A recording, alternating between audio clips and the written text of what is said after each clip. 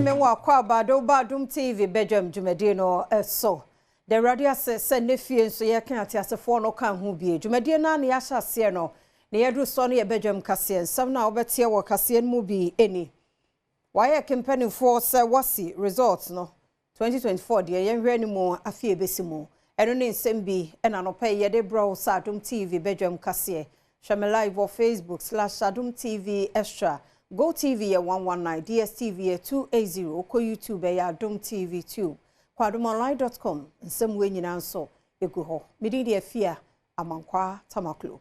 A fear need the MNT said and 70 mu etie. Why I campaign for, say, ye mofra ye nuanmon sorry, I won't try, yes, wasino.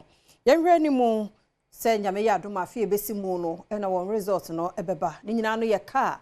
Abino Edwon Munti Adom TV kase etwaso. 2024 results. For now, the scanner bar. You better near no, this year the Osha Sabi Mintiminka say or within a day or two, because even crass Ombanas Ombe ye will bear 12 days or 11 days to the end of the year. Ombanas Ombe Juma. After near fresh start because such now a year 20th December year Christmas break. After na ye be near Frank Crawford no se monsamra ejuma da house mobeye. Nti omoba no so abeto so. Nti in fact say meka say date porting say na ye be release results there and ye be na me din troka crime poucho. Ebra ometua ka ye wie.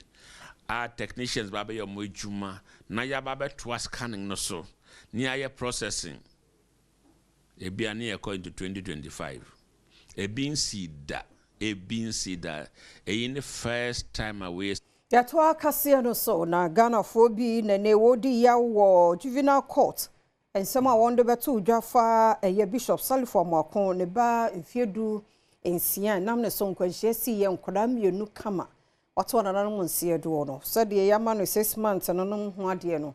Wamobonyo so. Ebini Adom TV kase edinkomo yi. Enkoye. Sebe kwa ese judge no. Onfa bobia nibu edin. Ama ebusiano. Se $2 million bia. Onji non chichema ebusiano. Bosa ama diya na omudisha na akono. Omunyanu biyo. Na 6,000. Phone kwa po sisa aina yeto phone.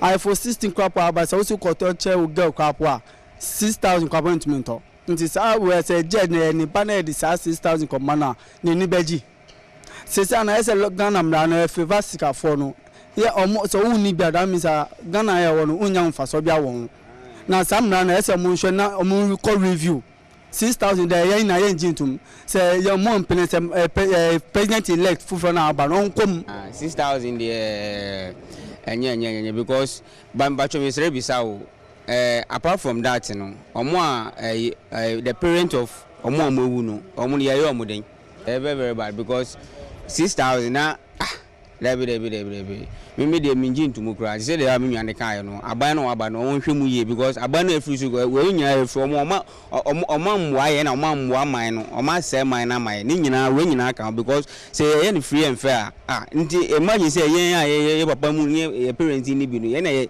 say dey go to ya like I say, I'm going 50 years, 100 years.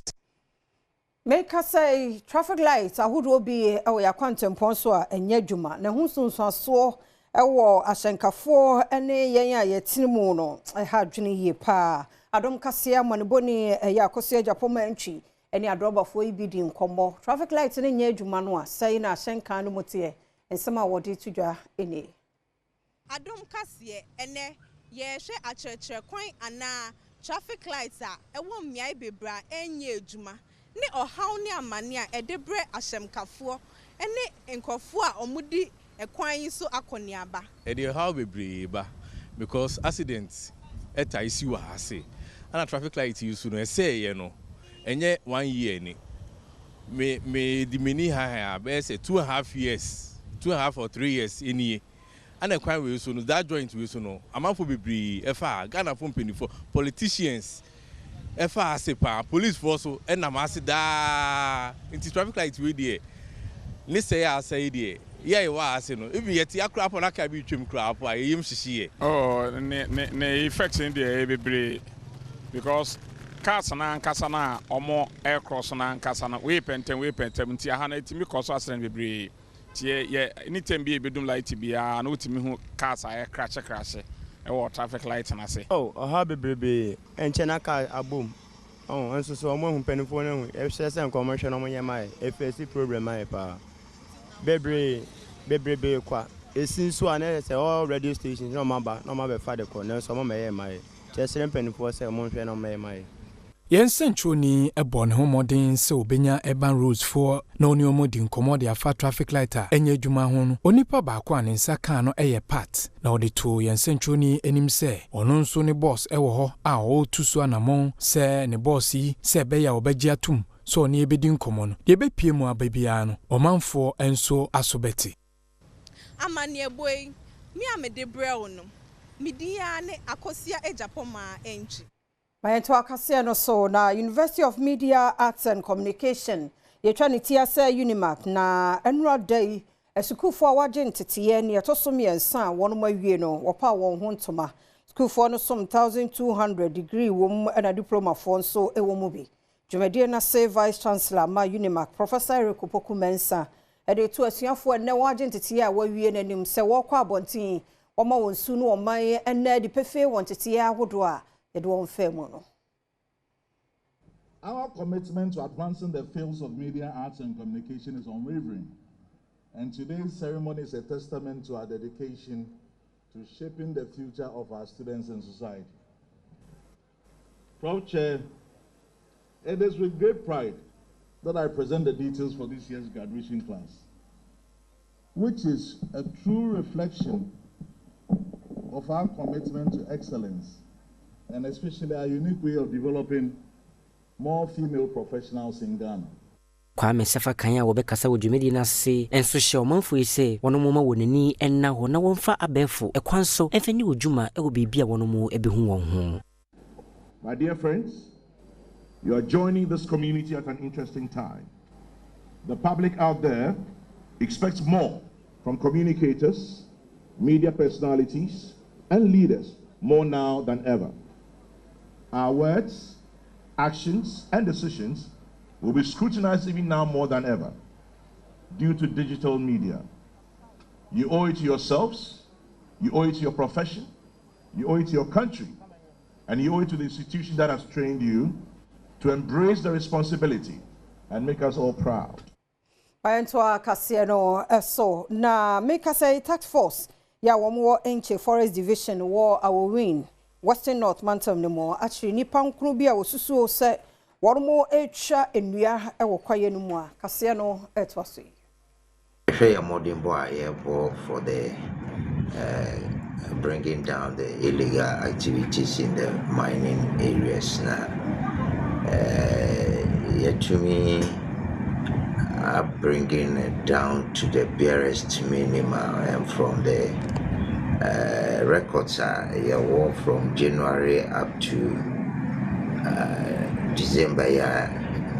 Money me share na yehwe nipa makomako 207 and yet to me achichi omo forest no mo na omo illegal mining dig and wash and then using gold detector machines. Equipments are achichi every omo gonna be gold detector machines, you know, and shovels and pickaxes and pumping machines. Chairperson, my electoral commission, Jemensa, say Mampeni, Nanado Danko Kufuado, and Mampeni ato abe no fofro, John Dramani Mahama, National Security Task Force, was so one idiom one more and Rena Bambo mu ding, one from a year commissioner, Sabe Collation Centers, a hot one, or some bedroom why you were Juma said the Badwam Musisheno, etie. We therefore use this occasion to humbly call on the President of Ghana, His Excellency Nana Addo Dankwa Akufo-Addo, as well as our President-elect, His Excellency John Dramani Mahama, to intervene in this matter so as to ensure that the Commission is provided with the necessary security and protection to carry out its functions. ɔsan ade to dwa sɛ in the view of the commission, upholding such unlawful collations and declarations will set a bad precedent for our country and set us back to the dark days. I don't believe that as a country, this is where we should want to go.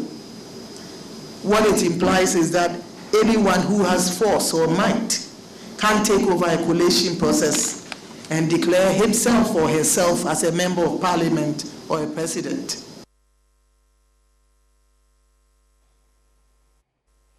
Amindina no so na Adom TV Badwam kase no memfansi ha na twen wadaroma yemfa de ubon krata no se no ento aso mfama ye nche kura ye kwaba